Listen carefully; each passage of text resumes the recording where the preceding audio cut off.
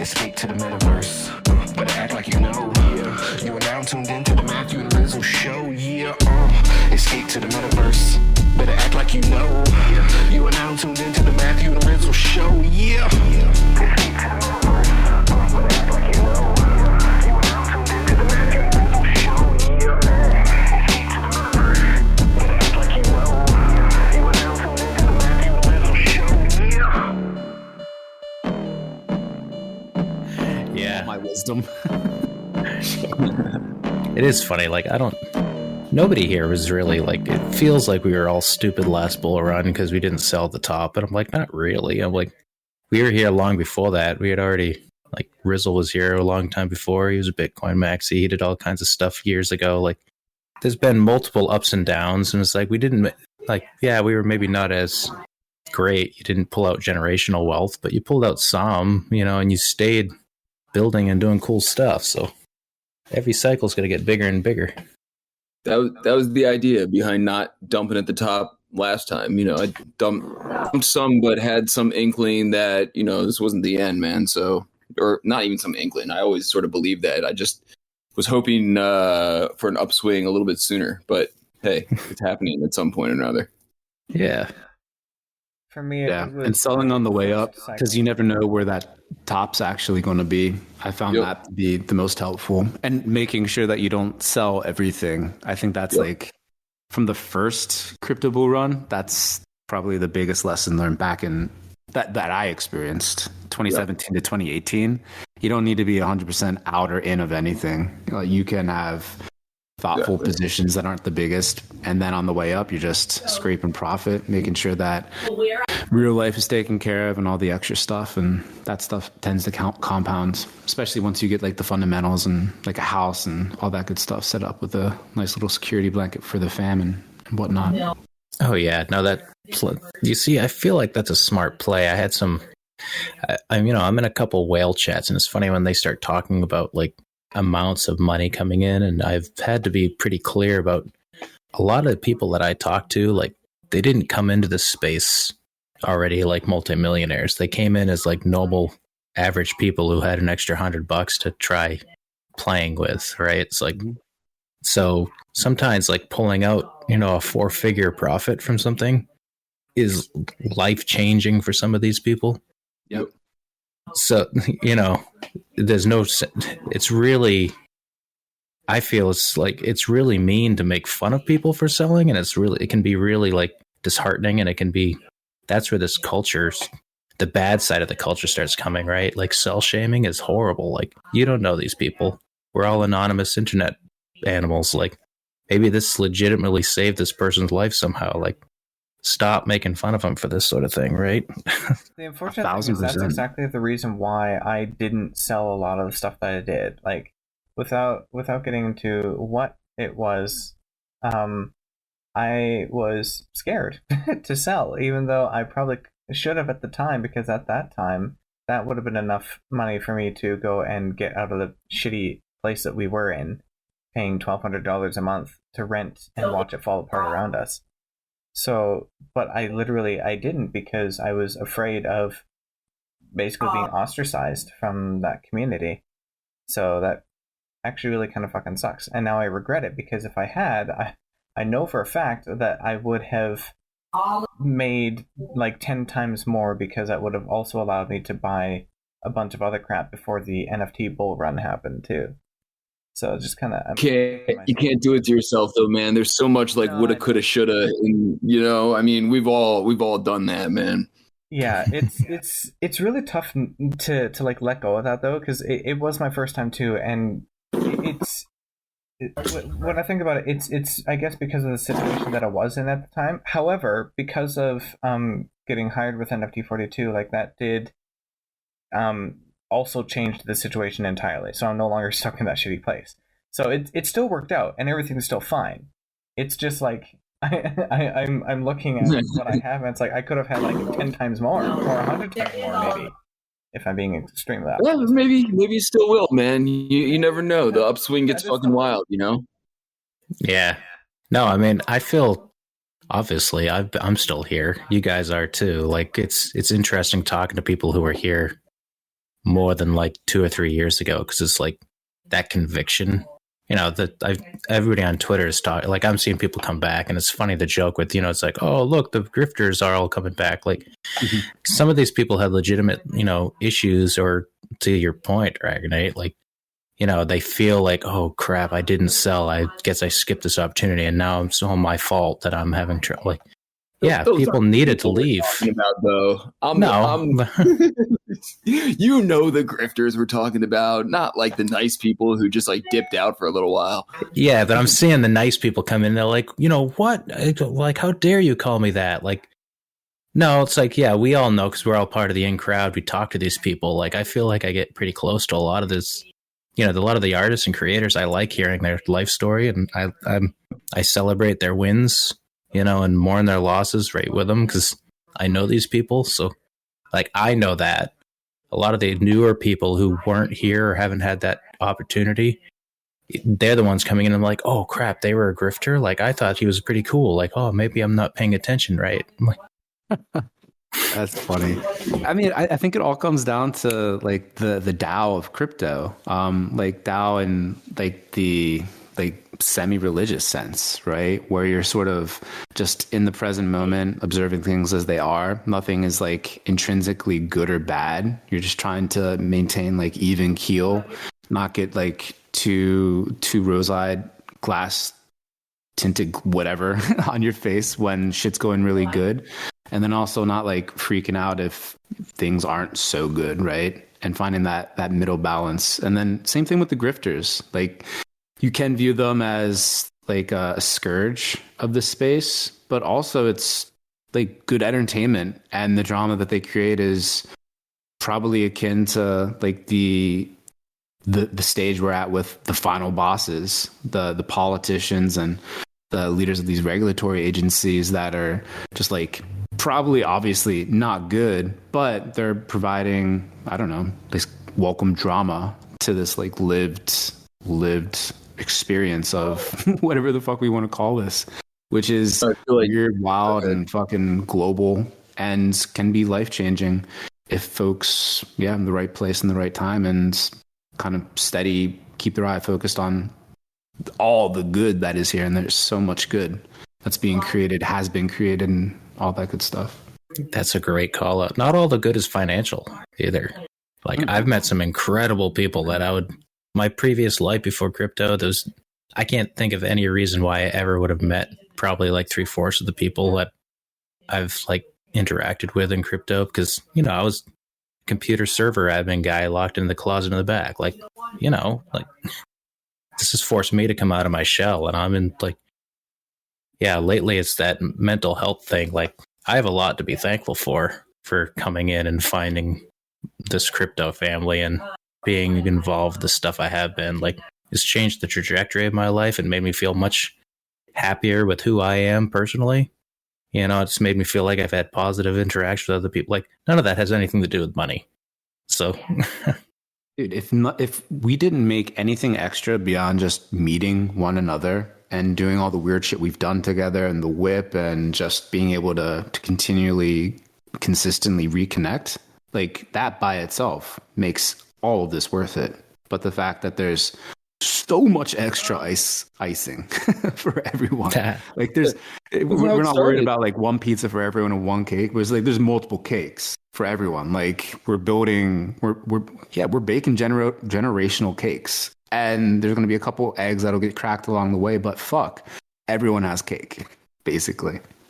I mean, that's how it started, right? Like, early on, with the whip, even goes back to when we were just doing this for the sake of meeting cool people, doing cool things, and pulling them together. And not that there's like, the whip's like a cash cow generating machine, but like, we've been doing it long enough that there are some prospects forward for it to be monetized, and all the stuff that is, accumulated along the way, monetarily, friendship, but all that like started with just like that same vibe that you're talking about, where I think all of us sort of felt like that is like, even if this, $60 crypto voxels plot like never amounts to anything, this is still like really cool and fun and something I like genuinely am choosing to spend my time on because I want to. And that's, I feel like that vibe has persisted for a lot of us throughout the whole thing.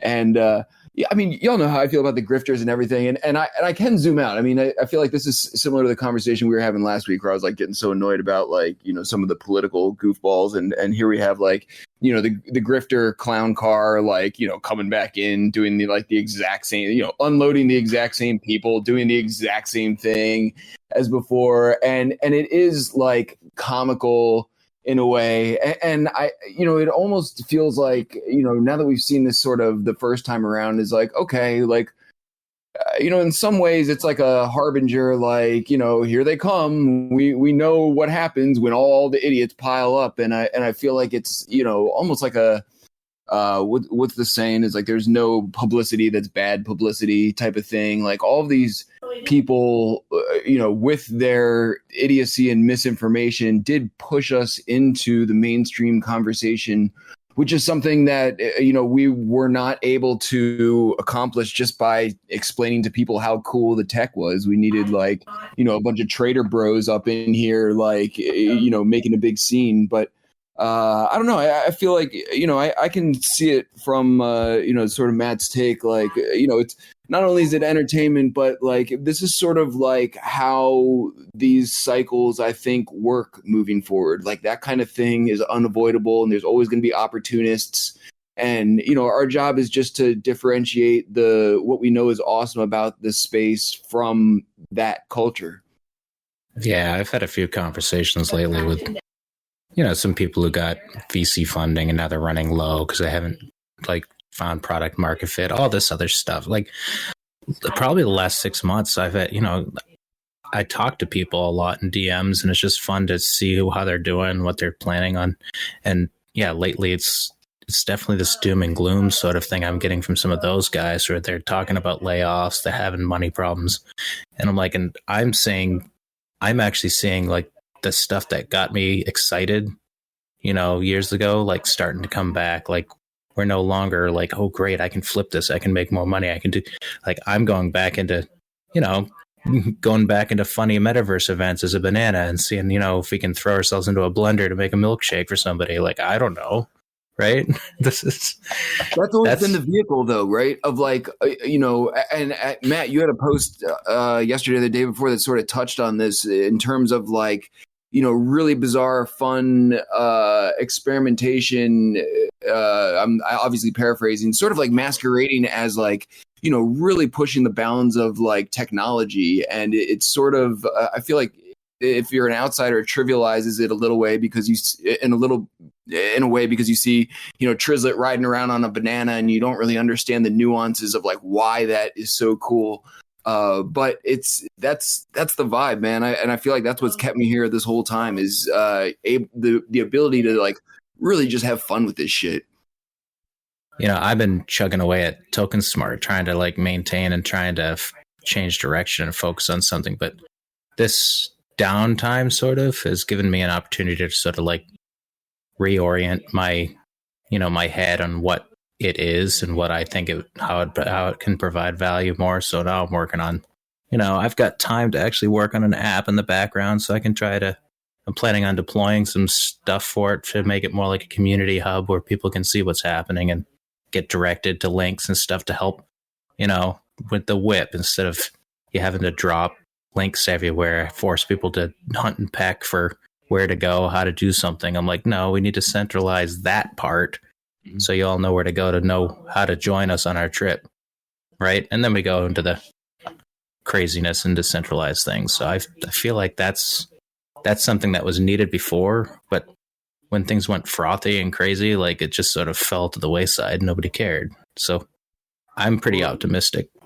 Yeah. I mean, I think you're talking about finding your own North Star, right? And like tinkering on Token Smart and staying active and seeing what the new is there. Like that's for sure a North Star. I think like to my post, like focusing on what's fun, right? And fucking weird. I think that's all of our sort of like shared North Stars. And it's really cool to be in a just digital / virtual space where people are all looking towards a similar star, right? And the fact that we can have like criminal amounts of fun with this weird shit that we're doing, that is also like to Rizzle's point, going towards solving like really hard problems that I think we all believe will eventually like leach out and change the world, right? Yeah. That's fucking crazy. That's so cool. But like in massive bull runs, it's like you have a meteor or a comet that's like crash landing and like, or a supernova or something. Of course, everyone's going to be blinded by all of that. But it's also really cool to, once you know that and realize and see those sort of cycles, to turn your eye away and see what folks like are missing. And even in this, whatever we want to call this pre-Thanksgiving pump or whatever, I don't think we can call it a bull at this point.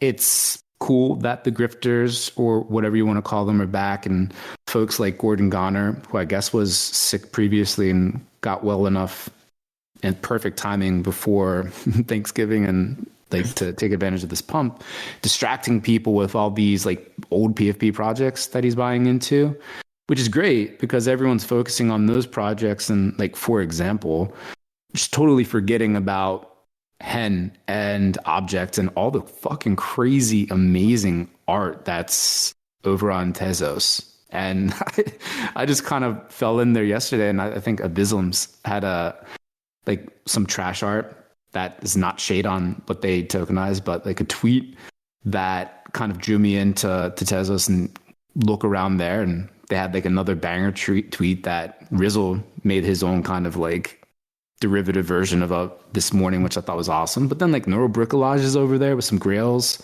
Die with the Most Likes, some of his oldest minted work was over there, and just fell down this rabbit hole. Ben Clarkson, a bunch of 101s lying around over there, and being able to look away and see what people aren't focused on. I mean, you always hear like these legendary traders like say things like zig when everyone else is zag. Very few people internalize that.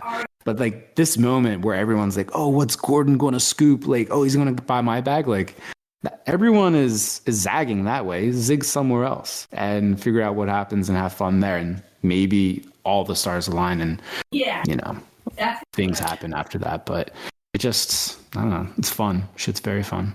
Man, talking about getting blinded by the light. Yeah. Do we want to go into, I think, with Ape Fest? That's interesting when you see that stuff, right? Like, rough. I always thought the ape collectors were fucking blind to begin with because they were sharing like mutant apes for the longest time. I'm like, do you not see what those things look like? Right. It doesn't mean we necessarily wanted them like actually physically blinded, but yeah. Well, dude, this is the interesting play that I never really understood by Yuga going like metaverse with this project, because I'm like, you know, I see like that group of Web3 people similar to how I see like, you know, stock market traders, similar to how I see like, you know, a lot of the crypto traders. And I, you know, I've been in crypto since like 2012 and spent a long time day trading. And if I had never been exposed to NFTs or the culture or all the cool things you can actually do with the tech, you know, I'd be pushing numbers blindly as well. And I feel like that's what a lot of, you know, that's what a lot of the cultures that came into this, and not even to their fault. Like that's sort of the culture around like things that fluctuate drastically financially. You get a bunch of people, you get a bunch of number pushers, you know, pushing them around and trying to scrape profit and not worried about like what the actual tech does. And I feel like the people who are investing in Yuga and Yuga products are that group of people, and not shaming that group of people, but I feel like that's the trading aspect of Web3. Like these are people who are, you know, flipping, you know, PFP projects for profit and not necessarily holding on to an NFT to experiment with it and tinker around with it and see what different use cases it has and see what different use cases it develops. And I'm sure there are those people in that community, but you know, I feel like most of those people are in our community. You know, a lot of those people who like are really, really interested in what the tech does. Like we know all those people for the most part, and they hang around with people who are also very interested in like the implications of the technology.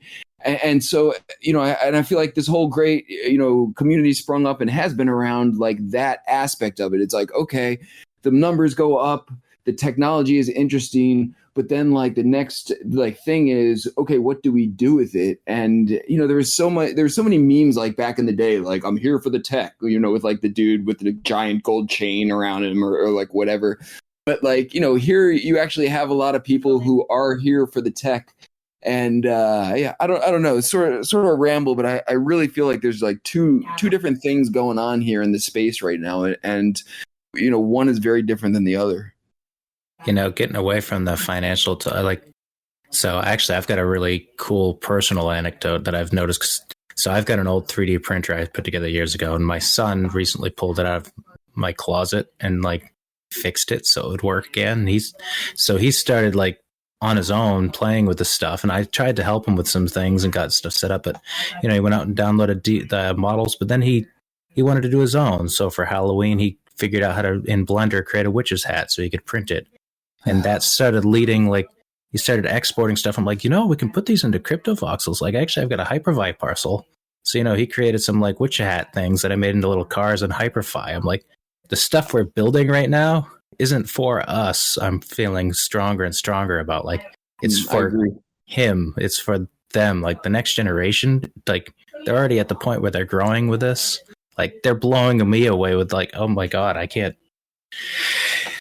That stuff is like, okay, like he's like the stuff we were fooling around with and we were frustrated because it wasn't working, like he just took him probably a couple of weeks and he's at the point where he's creating stuff that I've spent years here trying to wrap my heads around. I'm like, that's insane. Damn, dude. No, that is insane, and that's the future right there. That's crazy.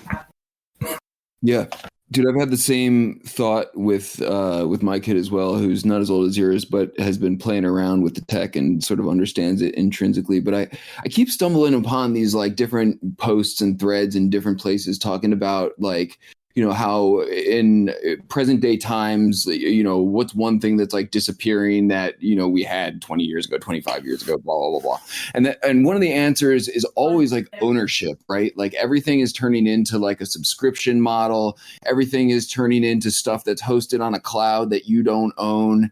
And it's so funny because I'm like, yo, we are the ones like solving this problem. Like literally, like this is like a generational problem that's like often discussed amongst like, people who don't really, the option is not even really there to like own your own digital stuff and hasn't been. And as we move into that world more and more, everything's a subscription model, everything's hosted on someone else's server, and like, and nobody likes that. And it's so weird how like the dialogue hasn't like, overlapped a little bit to be like, hey, like, people are solving this like right fucking now. Like, this is certainly a cultural problem that nobody likes, and nobody wants to be locked into these subscriptions and these things that we used to be able to own physically that we can't own digitally, like for the most part now in contemporary society or whatever.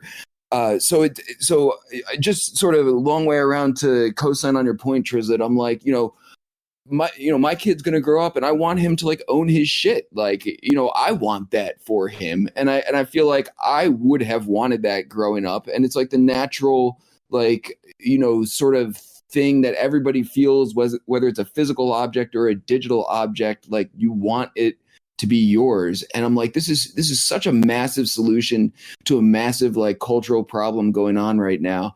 But yet the biggest thing, making waves is people getting their eyeballs zapped at Ape Fest or whatever. There's always the casualties on the road to progress, I guess. Oh my god! But dude, that's incredibly optimistic. Like that makes me like even happier to be in the like. As you said, like the whole point of, generational stuff is like, I want things to be better for my kids, and I want to leave the world better for my kids than it was when I came in. Like that might be money. Yeah.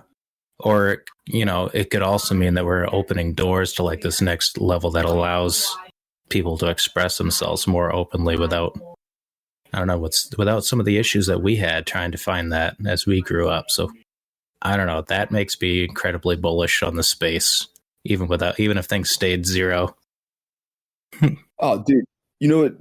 Somewhat related. This like pissed me off so much the other day. I unearthed my old iPod, man. It's like one of the earlier generations that can hold 32 gigs worth of music, and I spent like you can feel the hard drive spinning when you're like turning it on to listen to music. Yeah, exactly. And I spent a long time when I got it, like many years ago, uploading, ripping every CD I had and uploading it onto the iPod and everything. And it's all my music that I like. I was a huge music collector as a teenager, young adult, whatever, and have like a shitload of albums from back in the day.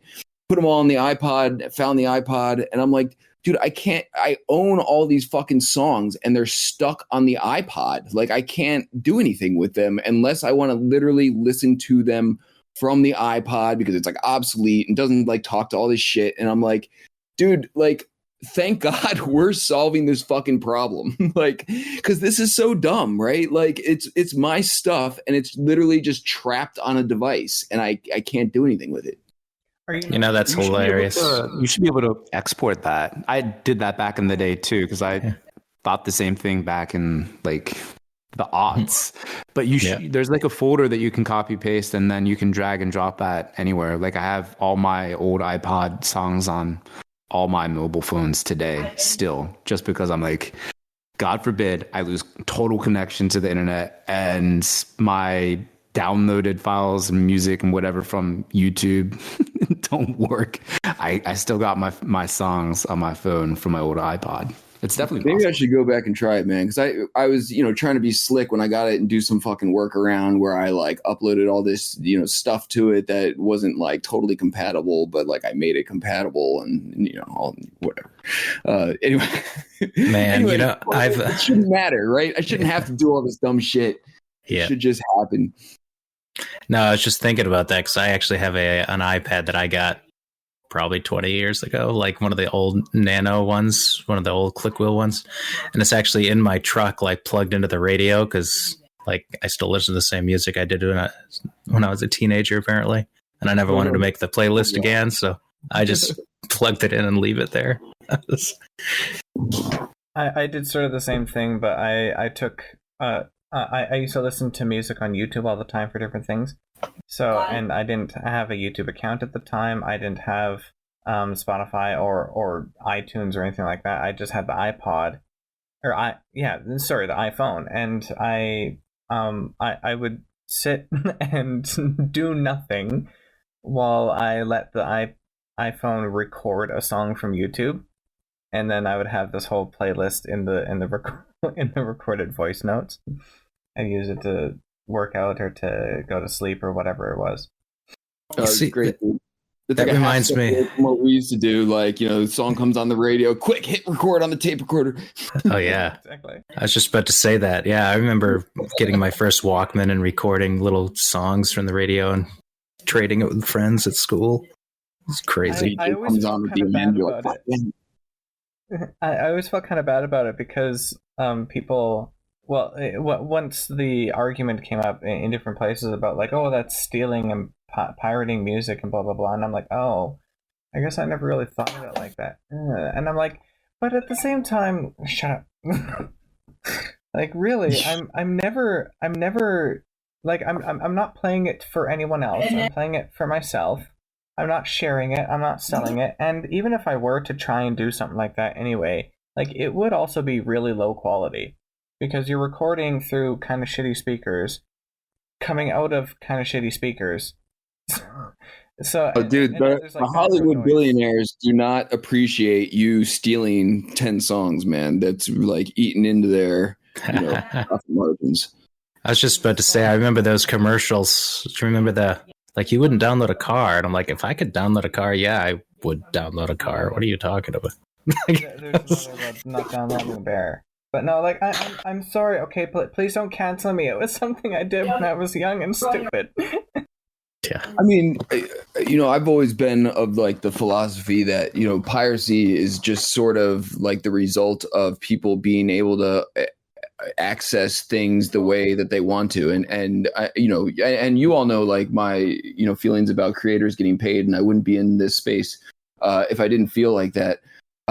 But at the same time, it's like, there's the whole thing with like video streaming services right now, how we went from like, cable television to, basically one or two things out there where you could stream everything. And now like everything's fragmented again. And if you want everything, it's like all over the place. And it's like, this is why people pirate shit. Like, it's all these companies are making like so much money off of like, these subscriptions and, spreading it out all over the place and everything. And it's, cost prohibitive and it makes no sense. So, I feel like, I don't know. I'm like a pirate sympathizer here. There's a lot of like stuff out there that you should be able to access for free or for very low cost. And if that was like sort of the overarching model where creators got paid more fairly in that way, the reason prices are what they are is because, it's a top-down model where all these execs are just fucking raking it in and we're paying them. That's the key right there. I feel like the key, the fix to piracy, like if you've got a product that everybody's pirating, like that means there's a problem with your pricing or a problem with your distribution or a problem like something else. And like, you need to fix your product and people will stop pirating it, or at least they'll still pirate it, but it'll be such a small portion that it won't matter. Like that's what we've seen whenever anybody's like, wow, everybody's stealing our stuff. Like we should figure out why. And it's like, and then you make your product better. Like it gets better. A lot of that, the want to pirate it starts going away. It's true with video games, with music and streaming stuff. I don't know. So this is like this iTunes is the perfect example of that. Y'all were talking about burning music to listen on the iPod, but so many other people, even myself included, like were buying songs just because, all right, shit, like I don't need to spend $17.99 at the wall for a whole album with like maybe 2 good songs. I can just download those songs straight from iTunes and boom, ready to go. And it was simple enough. And I mean, that launched that juggernaut that Apple became on that front too. So yeah, Trislit, I think you're spot on with that observation for folks that are quote unquote stealing or pirating shit. Well, I feel like the nature of like to piracy is either like Trislit said, the pricing is just way too high or something. But usually the piracy just gets worse and blown way out of proportion once they try and punish people who are purchasing the product legally. Because have you noticed that, like with DRM stuff, right? You buy a product and then they put DRM in the friggin' thing. And there are many examples throughout history of this DRM actually fucking the people who purchase it legally, who purchase it properly. Like I can't remember what it was, but I recently saw an example of this, and there the product that it was, it actually bricked a person's computer or something if something went wrong with the very buggy software that they installed on people's computer without telling them. And it was for old ass computers. Like when you would put a disk in, it would install the thing, and then it would also install this thing as a rootkit on your machine. And even if you uninstalled the program or the game, it wouldn't uninstall this rootkit thing. So they quite literally installed malware on your computer, and it ended up causing a lot of problems for people. And it was literally only affecting the people who purchased a product legally and who were trying to do the right thing. Anyone who's pirating the fucking thing doesn't have the DRM to worry about. So this extends to the crypto space quite a bit too. I feel like this is where people say it needs to be easier for people to understand what they're minting. The UI needs to be better. Like, when somebody sends you a scam link, like right now, it's hard to tell what you're clicking on. It's also like when things get frothy and crazy, like people aren't paying attention. All this stuff, like, yeah, if you deliver it in a better path, then a lot of those issues that everybody complains about will go away. I feel like also like the nature of like the creator economy that's been like sort of enabled and established by crypto and NFTs, like will and can resolve like a lot of this. And I, just for example, like I'm like Louis C.K. puts out a song or whatever, Minta, something, whatever. I would feel very bad pirating Louis C. Rhymes's, song. Did I say Louis C.K.? I hope not.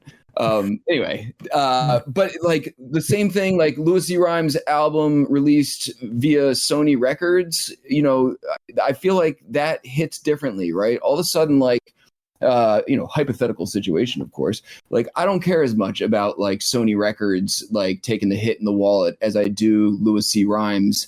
And knowing that if I buy his album, as an NFT, that I'm paying him directly, it feels better, man. And I feel like, I was, again, as a big music collector, and this, Dragonate, your example is sound, man. And it gets tricky as you scale up with something as complicated as video games that require like time and a team and like all this shit. But I'm just thinking, again, as like, a music collector, as an art collector, back in the day was sort of like, sold this idea where, if I buy my favorite band's CD, that is supporting the band. And in some sense that is true, but in reality, not really. Like, right. Like only a tiny fragment goes to them. And I felt like very disenfranchised, like once I figured that out, because I was into like a lot of like, indie punk rock and hip hop and like some, more offbeat stuff, and always have been, and took pride in sort of like supporting those musicians and creators, by purchasing their music and everything. And so then going back to like NFTs and everything, I'm like, doing that now feels like it was supposed to feel back then, or feels like how it did feel, but in reality it wasn't like that. I'm like, no one sending $10 to Louis C. Rhymes feels much better than sending $10 to Sony Records. I would like, hypothetically, of course, much rather pirate that shit. You touch on supporting the creator or the artist or the band. There are a lot more ways than just direct monetary support or whatever for whoever it is that you like, band, creator, whatever. Promotion is a huge thing as well, right? And it works this way with memes. It works this way with anything. Like memes, the reach of memes, like it goes viral, right? A viral YouTube video or something goes viral because of people constantly sharing it and word of mouth and whatever. And especially with a lot of those things, there ends up being people who copy it, who repurpose it, who post it to their own channels instead of sharing directly to the original one. And it still serves to make the thing more popular. It still serves to push a bunch of people towards the original. So even if you were to pirate music, or like it's an argument I think that Trislit, you've used when people screenshot NFTs, right? Like it just makes it more popular. It just shares it more, right? The CC0 theory. Yeah. What is it? I mean, it's CC0, where it's open copyright stuff. It's interesting when you get to scale stuff, because the music industry is a real good example where it's like the issue is that artists feel taken advantage of because they sign contracts they don't understand, which that's different than some of the other like stuff. Like I would expect if I sign down with a label, like the label's going to take a cut. Like that's how they stay in business. It's just the way they frame these contracts apparently is, like the label ends up taking like 90% of the profit, whereas it, like that doesn't seem appropriate, right? So it's not that labels are necessarily, or a label distribution platform is a bad thing. It's more like the current system is so skewed in their favor that, you're by buying a larger musician's CD, like only 5 cents of that $20 actually goes to the artist. The rest goes to thousands of middlemen all over the place, right? 100%. I would say that's bad. Yeah, right. It's like that's what it's like an issue with scale. Where it's like it stinks. So it's like it would be cool to have something where it's like, no, it's very clear. Like it's as long as the artist agrees with it, that's what matters. The way they frame it is that like you don't even know what you're signing, right? Because you're just a young trying to get out there, so they just force something like that on you. Whereas if they came up with like, no, 50-50, it gets split between us. But as you get bigger, maybe our cut goes down because they're going to get more from you. Like, you know, and they explain it clearly what's happening. Like, that seems like it might work out better in a lot of people's favor, but that's not how it works right now. I think that ship has sailed, man. You know, I feel like the large institutions are so established and, you know, have historically like just been literally the only path forward if you really want to like get big as an artist, that, you know, that it's going to take us, man, you know, a major shift in perspective and ownership and how to support people. And, you know, we started to see this. I feel like it's been happening more and more. And, you know, Taylor Swift is probably like a example, that a counterpoint to what I'm going to make. But, you know, back in the day, especially before, like, you know, the internet really took off in social media and everything, you know, the musical choices were like extremely streamlined by the, you know, major industries. And, you know, you had these mega bands and mega stars that were not talented, but absolutely like propped up and pushed into that position by the industry, you know. And then social media came out and artists were able to get their stuff out there on their own, you know, a little bit more, you know, readily available and more tools available for people to produce their own stuff.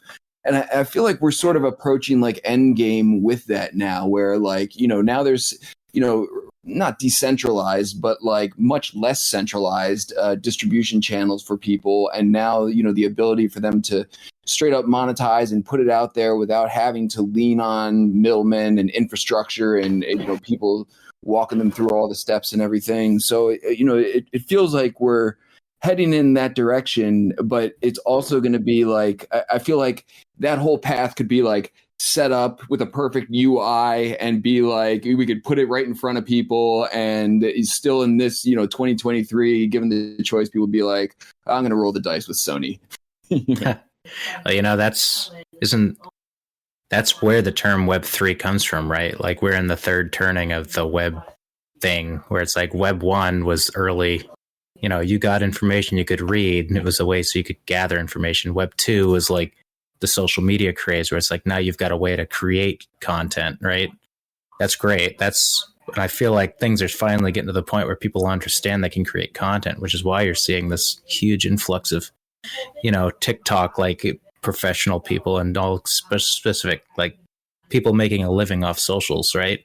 So we're finally at the point where Web 2 is like ingrained. Web 3 is the next phase, where it's like, okay, now you're doing this. Now you need a way to own this. And so what you're talking about is that Web 3 ethos. So frustratingly, it might be another 5 to 10 years before we see that, right? We follow the same pattern. I think we're going in the right direction, though. And maybe this is a segue into what we got planned for the Whip tomorrow. We have Patrick Amadon jumping on the show, and like what he's been doing with 404 Curated, like leaning into CC0 artwork in particular, and like focusing on disseminating like what's going on using the written word on the internet. I feel like that's like, we just need more of that to get to that future that we see a little bit quicker. Like the transition strategy is like crucial, but luckily it's not just us, our small group. Like there's multiple people that see that same future working towards it too. Yeah. And then again, like I always come back to the artists, and we have another artist on the show tomorrow, Elise Swopes, from Chicago, that has a collection she's going to be releasing next week on Nifty, talking about that and previewing it for the first time for folks. So I don't know, the future is still in the future, but I think it's getting brighter and brighter every day, and there's more and more of us walking towards it, and it's a beautiful thing, and that's how we get that future, or to the future together. Amazingly well said. It's going to be like something, I feel like the catalyst is going to be something like extremely dumb that we're like, oh my God, that was it, right? Like someone will put out some really shitty video game, but has a level of like NFTs and interoperability that finally like makes it click for everybody. And we're going to be like, oh my God, it was fucking Jumpy Frog that did it. Like after all of the incredible tech we've been working on and trying to put this in front of people, fucking the interoperable Frogfoot, like, you know, finally tipped the scales, and now everyone wants to own all their shit and everything. We'll get there, but this post about GTA 6 announcement stuff. Like maybe it'll be Grand Theft Auto that saves us all in the end. Wouldn't that be a Some wild shit? crazy thing? We'll get there. We'll get there. And I love this impromptu group panel discussion. I think it's been a long time coming. We've all been like, so when are we going to like get something together? And it just kind of organically happened today, which is fucking awesome. Do it. Oh, yeah. Screw the planning. Yeah. Yes. We'll do it live. Appreciate y'all. See you at the whip.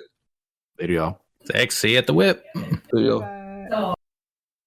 Thanks. That was really awesome good. job, That was. Always takes off instantly. I know. All right, I'm done. Damn Poof. time, just like instantly.